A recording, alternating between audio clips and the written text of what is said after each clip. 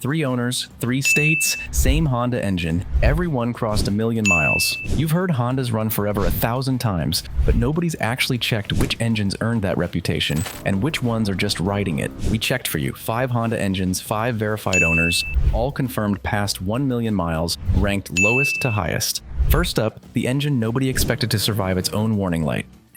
Number 5, 2003 Honda Accord V6 J30A1 3-liter, the one that wouldn't quit. A 2003 Honda Accord crossed 1,000,000 miles on its factory J30A1 engine, and it's still running today with one cylinder down on compression and an occasional misfire nobody's bothered to fix. That's not a caveat we're hiding until the end. That's the headline. This engine didn't hit 1,000,000 miles in perfect health and get retired for a plaque. It developed a real, measurable fault at the finish line and just kept being driven anyway. The J30A1 is the SOHC 3-liter VTEC V6 that powered the 6th generation Accord from 2003 through 2007, before Honda replaced it with the larger J30A4 and eventually the 3.5-liter J35. It's the engine you got if you wanted 6 cylinders in an Accord without stepping up to a truck-sized V6. More cylinders, more valve train, more seals, more ways for something to eventually give out. That's the standard case against any V6 lasting, and it's a fair one. The case for this one is simpler. 1,000,000 miles on the original block, still under the hood, still driving. What makes it durable is what it doesn't have. Honda's later J35 V6 earned a reputation for oil consumption once variable cylinder management started shutting down cylinders on the highway. VCM's promise was better fuel economy, cutting 3 cylinders when full power wasn't needed, but some owners found oil control at those deactivated cylinders got less consistent over time, and consumption crept up. The J30A1 predates VCM entirely. Every cylinder fires, every time, all the time. VTEC only switches cam profiles on the intake side here, which means less complexity in the head and fewer parts that can wear out of spec over 1,000,000 miles. Some viewers assume any Honda V6 from this era carries that VCM oil-burning reputation. It doesn't.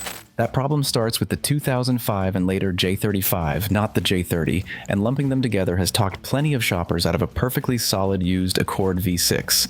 Compare that to Honda's newer turbocharged 4 cylinders, where a single failed high-pressure fuel pump can strand you regardless of mileage. The J30A1 belongs to an era before direct injection and cylinder deactivation, before any of the complexity that makes a modern engine more efficient and, on average, more fragile. Less technology simply means less that can eventually wear out of tolerance. Keep it on a conventional or synthetic oil changed every 5,000 miles. If you're shopping a used one, ask for service records past 150,000 miles. That's where VTEC solenoid neglect starts showing up. And a rough idle with full paperwork is a far better bet than a spotless-sounding one with none. The compression loss traces back to valve seat recession or ring wear after enough high-mileage cycles, not a design flaw. Just what happens when you ask any engine to run 1,000,000 miles without a rebuild. A healthy cylinder on an engine like this typically reads in a tight, even band across all 6. One running noticeably below that band, without stalling the car or triggering a check engine light, is exactly the kind of quiet fault this Accord is driving around with right now. None of this makes the J30A1 flashy. It was never the performance flagship of Honda's V6 lineup, and it never tried to be. It was the dependable middle option, and 1,000,000 miles later, dependable is exactly what it delivered. And a flawless engine proves it was built well. An engine that develops a real fault at 1,000,000 miles and keeps driving anyway proves it was overbuilt. Next up is the engine that was supposedly built for a racetrack, not a daily commute, and it never got the memo. Number 4, 2007 Honda Civic Si K20A K20Z3 2-liter, the racetrack engine that never left the highway. A 2007 Honda Civic Si has logged over 1,000,000 miles on its original K20 engine, verified with a direct compression test rather than just an odometer photo, by an owner who wanted proof, not just a dashboard number to brag about. The same K20 family also shipped in the Acura RSX Type S as the K20A2 and later K20Z1, sharing the block architecture that made both cars a fixture of the early 2000s tuner scene, and made the K-Series one of the most swapped, studied, and stress-tested engine families Honda has ever built. Why does a race-bred engine end up with a reputation for being fragile? Because high-revving, track-bred engines get pulled apart, boosted, and abused by 20-somethings with a credit card and a dream, and that stereotype followed the K20 into every used car conversation for 2 decades. Fragile, high-strung, built for lap times, not longevity. Those same engines got boosted with turbo kits pushing 2, sometimes 3 times factory power on tracks and drag strips for years by owners who never once budgeted for a rebuild. If the bottom end could survive that without grenading, a daily commute at a fraction of the stress was never going to be the thing that ended it. The K20 proves the opposite. Its DOHC VTEC head and over-square bore-to-stroke ratio were engineered to survive sustained high RPM abuse on a track, which means the mechanical stress of a normal commute is nowhere close to what the bottom end was designed to tolerate. A factory rod and crank package built to survive redline all day barely notices 70 miles per hour on the interstate. Honda VTEC's crossover works through oil pressure actuated pins that lock a more aggressive high-lift cam lobe into the rocker arm once RPM and oil pressure clear a threshold, a purely mechanical handoff, with nothing electronic deciding whether the engine is allowed to survive being revved hard. The real myth to bust, people assume sporty and durable are opposites in engine design. For the K20, sporty is the reason it's durable. The same over-engineering that makes it fun to redline is what let it rack up 7 figures without a rebuild. Run full synthetic, changed every 5,000 miles without exception. If you're buying used, listen for a clean, sharp VTEC crossover around 5,800 RPM. A soft or delayed one is your first warning sign, and it costs nothing to check on a test drive. One more thing worth listening for. A rattle on cold start that clears within seconds is the timing chain tensioner settling, which is normal. A rattle that lingers past idle warm-up is not, and it's worth a second opinion before you buy. The one documented weak point is oil starvation-related rod bearing wear, almost always self-inflicted by stretched intervals on an engine that spends real time above 6,000 RPM. The second issue is a clogged VTEC solenoid from old dirty oil. Neither is inherent to the design, both trace back to owners treating a track-capable engine like it doesn't need track-level discipline. 1,000,000 miles on an engine built to be thrashed isn't luck. It's the bill finally coming due on all that over-engineering, paid out in miles instead of trophies. One more red flag worth knowing. An aftermarket ECU tune on a used K20 isn't automatically bad, but it does erase your ability to trust the factory VTEC crossover RPM as a diagnostic reference point. Get a tuner's own logs before assuming anything about how the engine has actually been run. Built to survive the track, and it turns out that's exactly what 1,000,000 miles of daily driving looks like to this engine. The next entry didn't need a compression test to prove itself. It's been sitting on a dealership showroom floor for a decade, daring anyone to doubt the odometer. Number 3. 2007 Honda CR-V K24A 2.4-liter Lorraine. A 2007 Honda CR-V nicknamed Lorraine crossed 1,000,000 miles in 2019, owned the entire time by one Louisville, Kentucky family, Joel and Susan Cram, and covered on local news, not just car media. Joel Cram put the miles on as a traveling salesman, driving loops through Knoxville, Chattanooga, Nashville, and Lexington for years on end. This wasn't a garage queen highway cruiser. It was a working vehicle logging real commercial mileage, in real traffic, in every season, for over a decade. The same K24 block also powered the 7th generation Accord, the Honda Element, and the Acura TSX as the K24A2, one architecture doing duty across 4 completely different vehicle categories, from a boxy adventure wagon to a near-luxury sedan.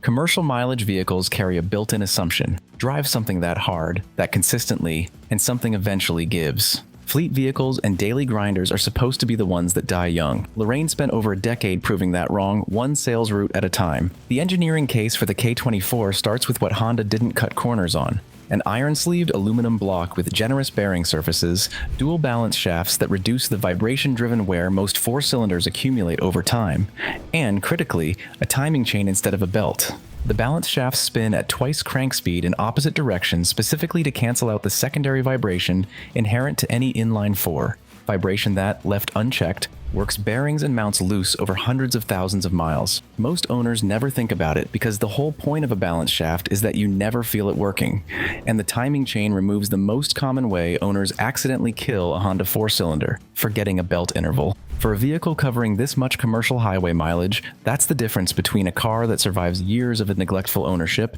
and one that stops dead the moment a maintenance sheet gets lost. Cram's own explanation for the mileage was almost boring on purpose. Oil changes every 7,000 miles, on schedule, no exceptions.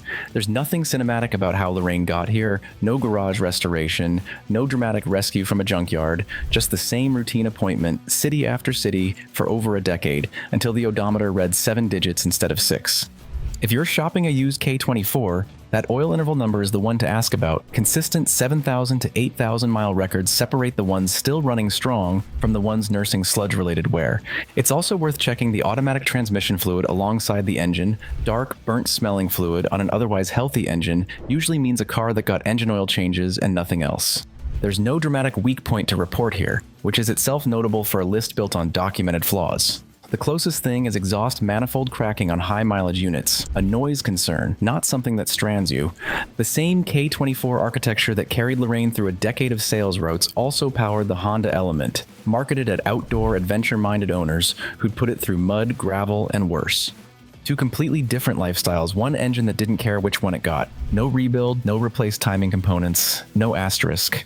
Just 1 million miles and counting on a car that spent its life doing actual work. The next engine on this list has every excuse to be the weakest one here. It's 30 plus years old and came out of a car half the size of everything else on this countdown. It didn't take the excuse. Number 2, 1991 Honda CRX SI D16A6 1.6 liter. The coupe nobody expected to outlast the sedans. A 1991 Honda CRX SI sits on display at a Tampa, Florida Honda dealership with 1,002,473 miles on its original engine and original 5-speed manual transmission, verified and photographed by the dealership itself, not a private claim taken on faith. The owner loaned the car to the dealer back in 2015 specifically so people could see the odometer in person, and it's been a fixture there ever since, parked next to brand new inventory. It has now outlasted several times over an age alone. That dealership display status isn't just a curiosity either. Numbers matching low modification CRX SI examples have become genuine collector items in the last decade, with clean ones commanding real money specifically because so few survive this long without being swapped, wrecked, or driven into the ground. The D16A6 also shipped in same-era Civic Si models, sharing the same lightweight, high-revving SOHC 16 valve architecture across Honda's smallest platform of the early 90s, a platform Honda built around minimizing weight everywhere, not just under the hood. Small, cheap sports coupes are supposed to get driven harder by enthusiasts chasing every last RPM and die younger for it. That's the assumption this CRX had to fight. It outlasted plenty of Accords and Civics from the same era that were babied by comparison. How an engine is built matters more than how gently it's treated. The engineering explanation is almost the opposite of a modern engine's. It's simple because it has to be. A SOHC 16 valve head with a single cam profile switch means fewer moving parts to wear out of spec, and the CRX's lightweight body puts less sustained load on the drivetrain than heavier sedans running the same engine family. Less weight to move, fewer parts to fail, that adds up over 1 million miles. Honda positioned the CRX below the Civic Si as the lighter, cheaper, more stripped-down option. The car for someone who wanted the engine's character without paying for the sedan's extra weight and features. It was never meant to be the flagship. It just happened to outlive several flagships anyway. The one real risk with this engine, and it's a serious one. The D16A6 is an interference engine, meaning a snapped timing belt bends valves and can total the motor in an instant. Interference engines like this one became common through the 80s and 90s because packing the valves closer to the piston crown allows a higher compression ratio and a more efficient burn, a genuine advantage, with the belt's condition becoming the one variable standing between that efficiency and a wrecked valve train. Unlike the chain-driven CRV engine one spot back, this one has a hard mileage deadline for belt replacement, and skipping it is the fastest way to turn a million-mile engine into a paperweight. Replace the timing belt every 90,000 miles, full stop. It's a few $100s against an engine that's already proven it can go the distance. The math isn't close. It's also worth checking that the valves have had a manual adjustment within the last 30,000 miles or so. This generation doesn't use hydraulic lifters, so clearances drift over time, and a neglected example will sound noticeably tickier at idle than one kept in spec. None of that shows up on a spec sheet, it only shows up on an odometer. The smallest, cheapest engine on this list outlasted engines twice its displacement because simple, respected, and on schedule beats big and neglected every time. 4 engines down, each with its own proof. Before the finale, here's exactly where they stand. Quick recap before the finale. Number 5, the J30A1, the one that wouldn't quit, a 2003 Accord V6 still running with a real, unhidden fault. Number 4, the K20, the racetrack engine that never left the highway, a 2007 Civic Si built for redline abuse that barely noticed a commute. Number 3, the K24A Lorraine, a 2007 CRV that logged 1 million working miles on a timing chain with 0 asterisks. Number 2, the D16A6, The coupe nobody expected to outlast the sedans, a 1991 CRX SI, the smallest and cheapest engine on this list, that outlasted every one of them. 4 engines, 4 separate proof points. Now, the one that didn't just do it once. Number 1, 1990 Honda Accord F22A1, 2.2-liter, the engine that keeps happening. A 1990 Honda Accord owned by main mechanic Joe LaCicero passed 1 million miles on its factory F22A1 engine, maintained through nearly 200 oil changes and no rebuild ever. It wasn't the only one. A second 1990 Accord in New Jersey crossed 1 million miles on the same engine code. A third, a 1991 Accord EX passed from father to son, pushed it to a documented 1,160,000 miles, the highest verified figure on this entire list. 3 owners, 3 states, 0 contact with each other. That's not a lucky outlier, that's a pattern. The F22A1 is a SOHC 12-valve 4-cylinder with no VTEC at all, the least sophisticated engine on this countdown, by design. A thick cast iron block and conservative factory tuning leave enormous mechanical headroom a more highly strung engine never gets. Every other engine on this list earned its mileage through some clever piece of engineering. This one earned it almost entirely through restraint. Part of that headroom is architectural. A single overhead cam turns roughly half the valve train components a dual cam head carries, which means fewer parts subjected to friction and heat cycling over 1 million miles. Honda also kept the compression ratio and factory redline conservative for this engine, well below what the block and internals could handle. That gap between what the engine is capable of and what it's actually asked to do every day is exactly the kind of margin that disappears on more highly tuned engines. And it's exactly why the F22A1 was never pushed anywhere near its limits in daily use. That mechanical simplicity carries over into ownership costs too. The F22A1 shared its basic architecture with hundreds of thousands of Accords and Preludes built through the mid-90s, which means used parts, rebuilt long blocks, and mechanics who've worked on this exact engine are still easy to find decades later. That's not true of every engine on this list. Some of the newer, more specialized codes are harder to source parts for as they age. Timing belt maintenance still matters here exactly as much as it does on any interference-era Honda. Skipping it is just as capable of ending this engine early as it is the D16A6. If you're shopping a used one, a car with no service records at all is a bigger red flag than a car with a slightly stretched interval. This engine forgives a missed date. It won't forgive being ignored entirely. The least complicated engine on this list also went the farthest. Proof that simplicity, maintained on schedule, beats sophistication. Keep it on a standard oil interval, and this engine has nowhere near finished proving its point. And that's the whole list. 5 engines, 0 folklore. 5 engines, 5 verified odometers past 1 million miles, not one built on reputation alone. Every owner did the same boring thing. Oil on schedule, belts on schedule, no shortcuts. The engine was never the gamble. The paperwork was. None of that paperwork happens by accident, and none of it happens without the right tools. A basic OBD2 scanner pays for itself the first time it catches a misfire code before it becomes a rebuild. Links below if you want the one we use.